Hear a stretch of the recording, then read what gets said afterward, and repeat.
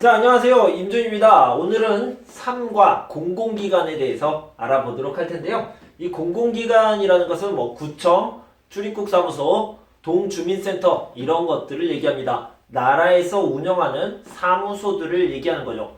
서울시에는 시청이 있고요. 서울시 밑에 25개 구가 있는데 거기에는 구청이 있습니다.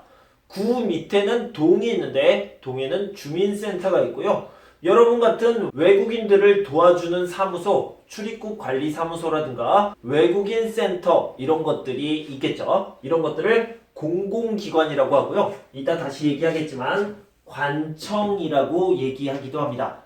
자, 그러면 우리 하나씩 알아볼 텐데요. 먼저 여러분들이 가지고 있는 신분증에 대해서 좀 알아보도록 할 텐데요. 저 같은 경우에는 이런 주민등록증이 있습니다. 저는 한국 사람이기 때문에 주민등록증이 있고요. 여러분들한테는 아마 이게 있을 거예요. 외국인 등록증이 있습니다. 외국인 등록증은 블루카드라고 얘기하기도 하더라고요. 저는 지금 알았습니다. 자, 외국인 등록증 앞면부터 살펴봅시다. 앞면에는 이런 것들이 나와 있는데요. 하나씩 보면 외국인 등록번호 여러분들이 잘 알고 있으니까요. 이름은 성명이라고 얘기하기도 하죠. 여권상 국적이라고 하는데 여러분은 어느 나라 사람입니까? 그런데 나는 일본 사람이라고 생각해요. 나는 중국 사람이라고 생각해요. 이런 게 아니고요. 여권에 있는 국적을 얘기합니다. 여권에 어느 나라라고 적혀 있어요. 아마 나는 일본 사람이라고 생각해요. 여권에 일본이라고 적혀 있겠지만 그렇게 정확하게 문서로 아니면 문자로 나와 있는 것을 얘기하는 거죠. 그 다음 체류 자격을 보면요. 이 체류 자격이라는 것은 비자를 얘기하는 거죠. 그래서 비자 어떤 거 있습니까? F6 결혼 이민이면 F6고요. 만약에 유학생이라고 하면 D2가 있을 수 있고요. D4가 있을 수 있죠. 그래서 이런 비자가 있고요. 특별한 거는 F5 비자가 있는데 이런 것들은 영주권이라고 얘기합니다. 연장이 필요 없는 거죠. 자, 발급이라는 것은 처음 받는다라는 의미인데요. 발급일자, 날짜를 얘기합니다. 발급일자가 나와 있고요. 발급사무소, 아까도 얘기했지만 공공기관, 그리고 관청을 사무소, 오피스라고 얘기할 수 있겠죠. 자, 이번에는 뒷면을 살펴봅시다. 외국인 등록증의 뒷면이에요. 허가일자, 외국인이 한국에 들어와도 됩니다. 한국에서 살아도 됩니다. 이런 것들을 체류라고 얘기를 하는데요. 비자를 받는 것을 얘기하는 거죠. 허가일자, 언제 시작합니까? 라는 거고요. 만료라는 것은 끝나다 라는 뜻이에요. 언제 끝납니까? 이런 것들이 뒤에 나와 있고요. 뒷면에. 체류지라는 것은 한국 사람 같은 경우에는 주소라고 얘기를 합니다. 어드레스죠. 그런데 외국인 같은 경우에는 체류지, 머무르는 곳. 정확한 영어는 잘 모르겠지만 그냥 머무르다, stay라고 생각하면 되겠습니다. 이 정도로 알아두시면 되고요. 자, 이번에는 여권에 대해서 좀 알아보도록 합시다. 자, 먼저요. 한국에서는 여권을 만들고 싶어요. 어디로 갑니까? 발행관청으로 가야 되는데 제 기억으로는 모든 구청은 아니고요. 특별한 구청이 몇 군데 있습니다. 거기에서 여권을 만들 수 있습니다. 여권을 만들어주는 것을 발행하다. 그쪽에서는 발행해 주는 거고요. 저는 발행 받는 거죠. 그것을 발행이라고 얘기합니다. 여권은 당연히 여권 번호가 있고요. 언제부터 시작했습니까? 그래서 발급 일자가 있습니다. 자, 제 이름은 임준입니다. 그리고 저는 한국 사람이고요. 성별 남자입니다. 이 성별이라는 것은 남자, 여자를 얘기하는 거죠. 넌 내셔널리티고요. 자, 다음은 서류를 좀 살펴보도록 합시다. 여러 가지 서류가 있는데요. 어떤 것들이 있냐면 신고하다라는 것은 알려주다라는 뜻이거든요. 그런 서류가 있습니다. 증명이라는 것은 진짜예요. 진짜다. 사실이라는 것을 증명하는 것을 얘기하는 거죠. 그 다음에 사본이라는 것은 카피라고 얘기하면 되겠습니다. 그래서 한국 사람들은 카피본이라는 말도 가끔 쓰는데요. 사본이라는 것은 복사한 종이다 라고 해서 복사본, 사본이라고 얘기하고요. 등본이라는 것은 이게 같다라는 뜻이요. equal이라는 뜻이라서 똑같다. 예를 들어서 주민등록과 똑같은 서류입니다 라는 것을 증명하는 거죠. 자, 신고부터 봅시다. 알려주는 겁니다. 내가 아이를 낳았어요. 아이가 출생했을 때 주민센터에 알려줍니다. 그래서 출생 신고를 하고요. 내 가족이 죽었습니다. 그때는 반대로 사망 신고를 하겠죠. 내가 결혼을 했어요. 혼인이라고 얘기하죠. 자, 그런데 계명이라는 말인데 계명은 뭡니까? 계명은요, 이름을 바꾸다. 그 이름을 바꿀 때 쓰는 겁니다. 자, 예를 들어서 제 이름이 임준이에요. 근데 이 준이라는 이름이 마음에 안 듭니다. 그래서 이름을 바꿨어요. 임메리. 자, 임메리가 좋겠네요. 그래서 임메리로 바꿨습니다. 그러면 제가 그냥 이 이름을 사용하면 됩니까? 아니요. 알려줘야 됩니다. 제 이름을 바꿨어요. 그래서 이 이름으로 모든 서류를 만들어주세요 라고 얘기하면 임메리라고 이름을 바꿨다고 계명, 이름을 바꿨다, 계명 신고를 해야 됩니다. 자, 그 다음에 증명을 합시다. 어떤 것을 증명합니까? 이 여자가 있는데 나의 아내예요. 진짜 아내 맞습니까? 네. 가족관계 증명 사실이라는 것을 확인해야 합니다. 우리 유빈이가 있는데 얘는 내 아들이에요. 진짜예요? 네. 여기에서 증명할 수 있습니다. 그 다음에 딸이 있어요. 수빈이도 제 딸입니다. 이렇게 증명하는 거죠. 자, 통장 잔고 증명서가 필요합니다. 여러분들이 은행에 돈을 맡겼습니다. 얼마를요?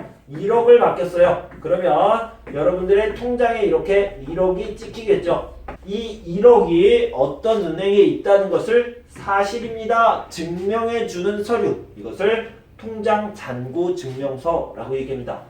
출입국. 자, 출국과 입국이라는 것은 입국은 들어오다, 출국은 나가다. 그래서 한국에 들어오고 한국에서 나가는 그 사실을 진짜예요? 맞습니까? 그것을 증명해주는 서류가 되겠죠. 자, 신분증은 뭐가 있습니까? 여권, 외국인 등록증. 한국 사람 같은 경우에는 주민등록증이 있죠.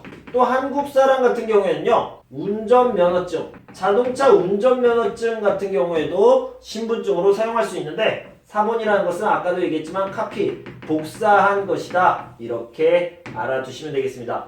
통장, 방금 얘기했던 은행의 통장을 복사한 것이다. 주민등록등본은 주민등록과 똑같은 서류를 만들어주는 것이다. 이렇게 알아두시면 되겠습니다. 이 부분에 문제가 있어요. 문제를 한번 풀어보도록 합시다.